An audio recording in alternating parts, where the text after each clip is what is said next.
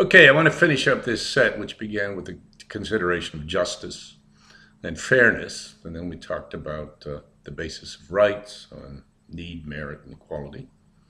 I want to finish it up by discussing another important reason for doing something, and that is because you've made a promise. It's kind of prima facie obvious that you ought to keep your word. You ought to keep your promises. I want, though, to get to the issue for you to consider, all right, what exactly a promise is. We make them all the time, and on the basis of promises, people take action and that sort of stuff. And what's very, very important is that you be trustworthy. That is, people can trust in your promises. And if not, you become irresponsible, right? Okay. So let's just sit back and reflect for a minute. Uh, what is involved in a promise? And the philosopher Nietzsche defined the human being as the promising animal. Now, whatever you think of Nietzsche, that's a really, really profound definition. This is the promising animal. That means it's the only animal that, at least we know of, unless the other ones start talking to us, at least we know of that makes promises.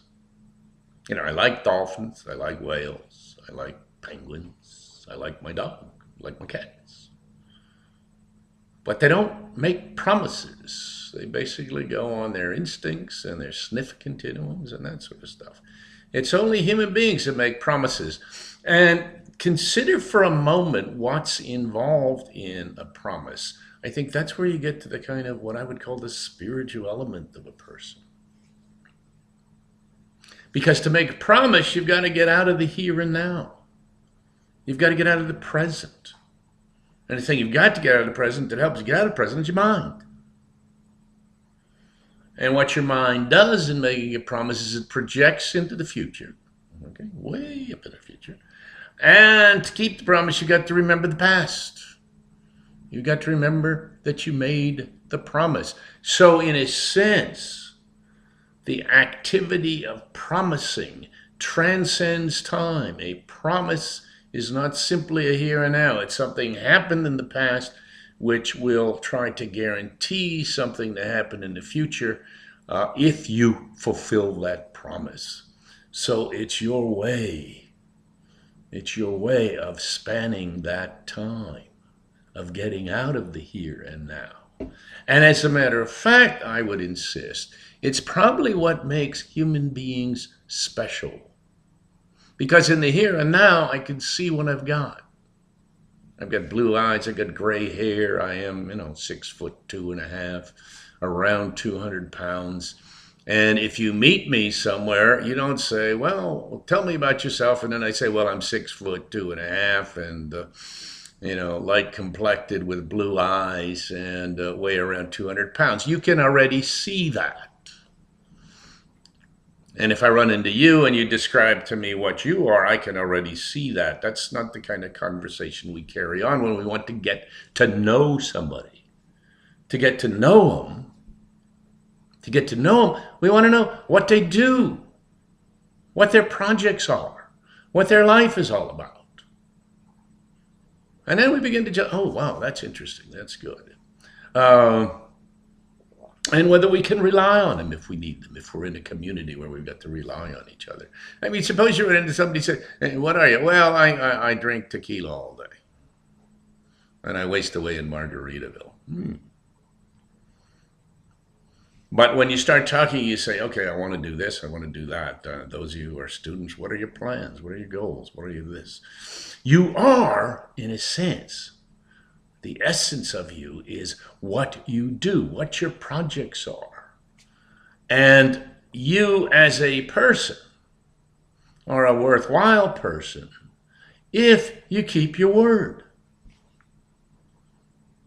We all learn a lot of our ethics, I suppose, from our parents and grandparents and that sort of stuff. And I'm eternally grateful to my grandfather because I remember him saying, if you can't keep your word, what the devil good are you?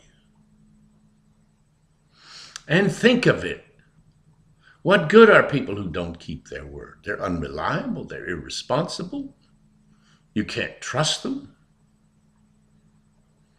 Right? So I think part of me wants to say the most important ethical element in a person is their trustworthiness.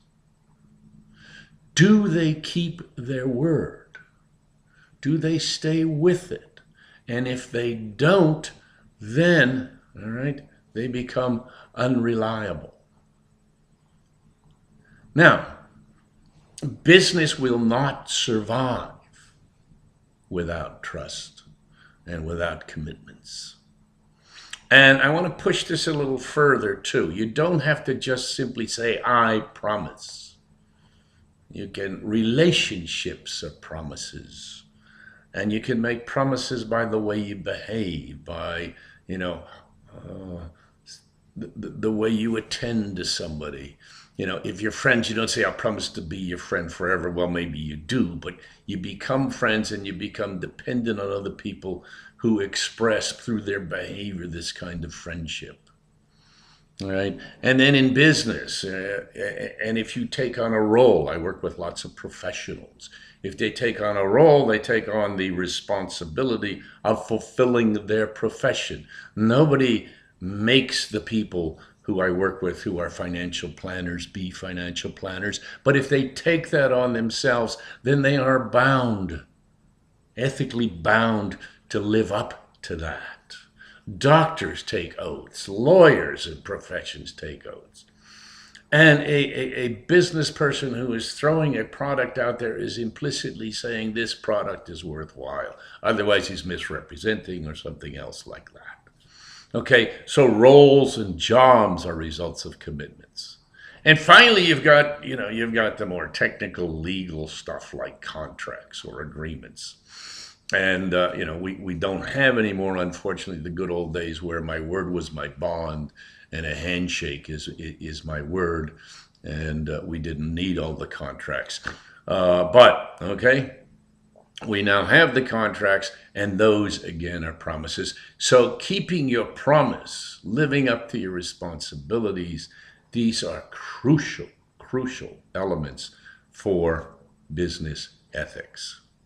So those are things you want to look at when you're looking at a particular activity. Let me just sum it up. Is it fair? Is it just? Does it, do those who deserve it get it? Secondly, do we respect other people, and do we respect their rights when we are acting in conjunction with them? And finally, do we live up to our commitments? Those are three very, very important elements of ethical activity.